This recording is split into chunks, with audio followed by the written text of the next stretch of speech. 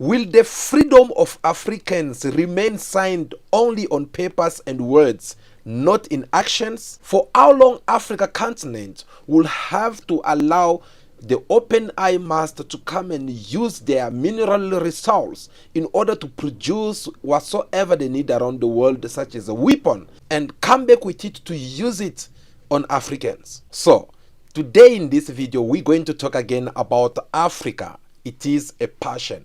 It is our motherland. Africa, it is beautiful, but we have issue. We have problem to fix. We need to fight in order for us to repossess the land that our parents have left for us. We have that responsibility to look after our land. It is our responsibility to bring back our land. So I want to bring to your attention about what is going on around Africa, and I'm going to be more specific about what is going on right now in Sudan. The day yesterday it was in Libya. Yesterday it was in Republic of Congo. Today it is in Sudan. What about tomorrow? You'll never gonna know whether your country will be affected by the same games that is taking place around Africa. You as an African, you need to be aware of what is going on so that you can be able to prepare yourself. For the last week or so, Sudan has been consumed by violence between Sudanese army and paramilitary group known as RASAF, or Rapid Support Forces. According to the latest reports, over 500 people have been killed. And on Tuesday, it was reported that this violence had split out to Al-Ashaga region, the dispute region between Ethiopia and Sudan. Despite the calls of ceasefire from both United States of America and UN Secretary General Chief Antonio Guterres, the violence shows no sign that it will stop anytime soon. So, in this video, we're going to explain it to you. How did the fight broke out in Sudan, and why did it spread to the Ethiopia borders, and how is it going to affect the region? Well, let us first start explaining by what is going on in Sudan at the moment. In order to understand it even much better, we had to go and dig the Sudanese history from 1989, when Omar al-Bashir took power through a military coup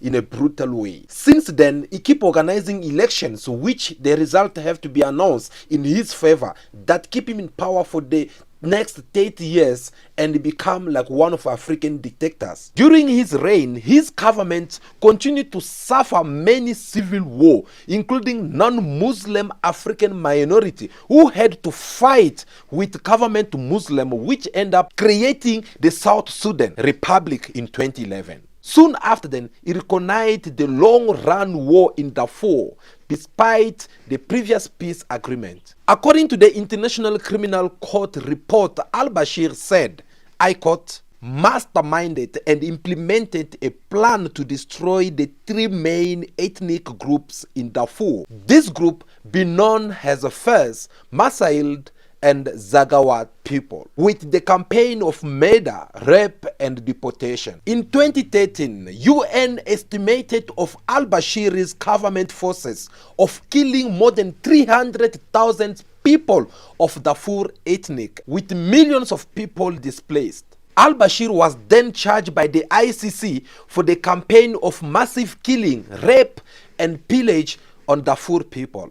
That is how he became the first head of state that the ICC have launched an arrest warrant against before he was removed in power in 2019. Then later in 2020, he was delivered to the ICC. After removing al-Bashir in power, the military government declared state of emergency, taking control of the entire country. This deal, it was eventually approved by protesters and the military government. They had promised protesters that they are going to hand over power to the civil leaders in 2021, so that in 2022, these civil societies can organize a fair election for everyone. But unfortunately, that was not the case. After this military government, they have tested the beef soup, they changed their mind and they end up committing another military coup in October 2021. The coup was led by General Abdel Fattah al-Burhan, who used to be in Sudan military, now is the current president of Sudan. and he was supported by RASAF groups which have been fighting in the country for so many years. In his message on the national television and France 24, Abdel Fattah denied that it was not a military coup. Instead, he had apparently tried to rectify the parts of the transition and promised democratic election in July 2023. This did not go down well with the Sudanese public. The vast majority of Sudanese wanted a government led by civilians and not militaries. And this led them to organize a massive anti-democracy protest all over the country, which took place early 2022. Like, not surprisingly, the military responded back by killing hundreds of people and thousands of people who were injured. They also start resetting among themselves, which led the Prime Minister Abdel Hamdok to resign from the office after that massive protest. After a couple of months of prostrating and negotiation between civil society and the military government, the two parties agree on a so-called framework agreement in December 2022. Like in 2019, the military government agreed to give power after 2 years of transition. There was always criticism whether this military government will respect their promises this time, yes or not. But the media called that the most recent fighting that we get to see right now, it is also part of one of the agreement in that framework, which required the RSM to be integrated into the Sudanese army. Well, this was still gonna be a serious problem because both RASAF and the Sudanese army forces, they all have 100,000 troops. Now the power get to struggle between Abdel Fattah and Mohamed Hamdan, who's also currently Sudan vice president. Well, that is what currently fight it is all about, where we get to see same people who share the same blood. They get to fight between themselves. But what is the motivation behind all this fighting? Anyway, the fight started last week and all of them, they are accusing each other of starting it. This fight is more focused in capital city of Khartoum, where they are fighting for important infrastructures. The RASAF, they've been flying military jets in RSF position, while RSF, they've been using military tools which they are having in their position. And when all this are happening, it is only people who get to die from these elephant fights. According to the last report, we're talking about more than 500 people who have died already so far.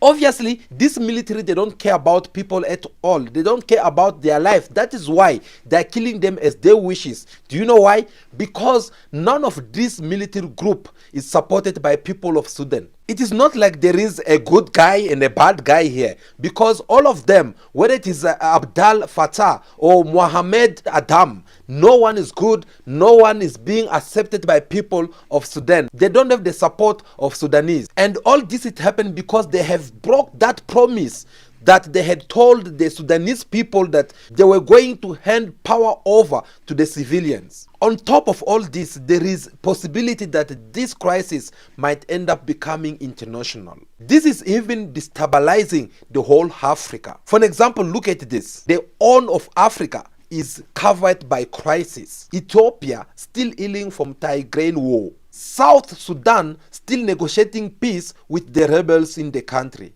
And Somalia still a failed state.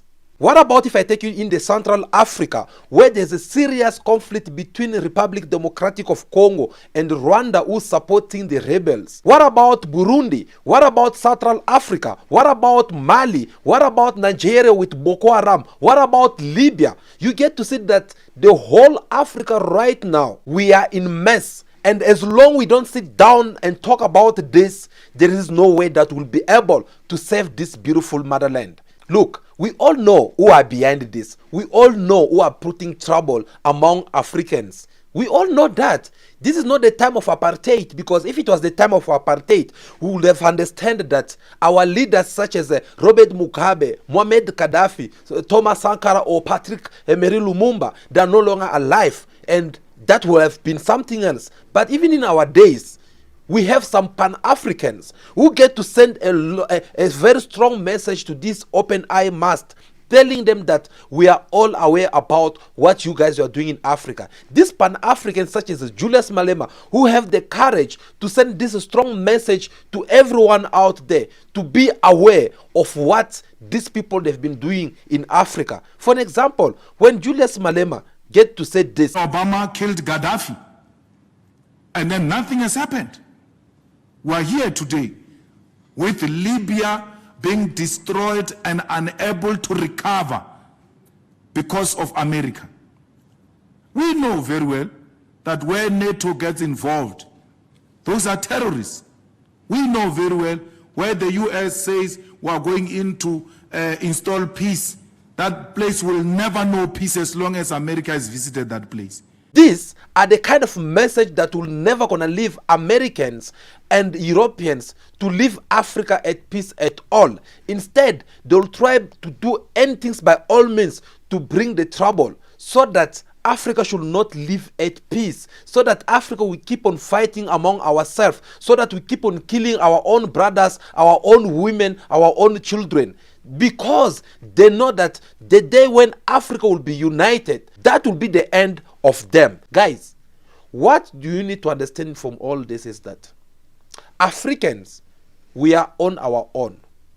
Yes, you are on your own if you really want to protect your land, if you want to protect your personality and your dignity. You have to do what is right by loving first your brother, by loving first your fellow Africans, by saying no to the system that the open eye must they have come and impose upon us. That is the only way we'll be able to survive. Otherwise, trust me, we'll keep on killing each other until we end up leaving this land for some people to come and live on it without even noticing.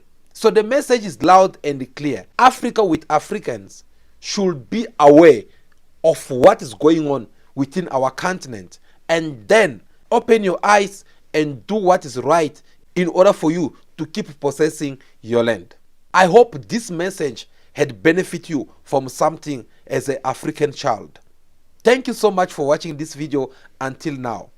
If this is your first time to be on our channel, you are welcome, and please don't leave without you hitting that subscribe button, because on this channel we educate, on this channel we have a serious conversation about matters that are surrounding Africans.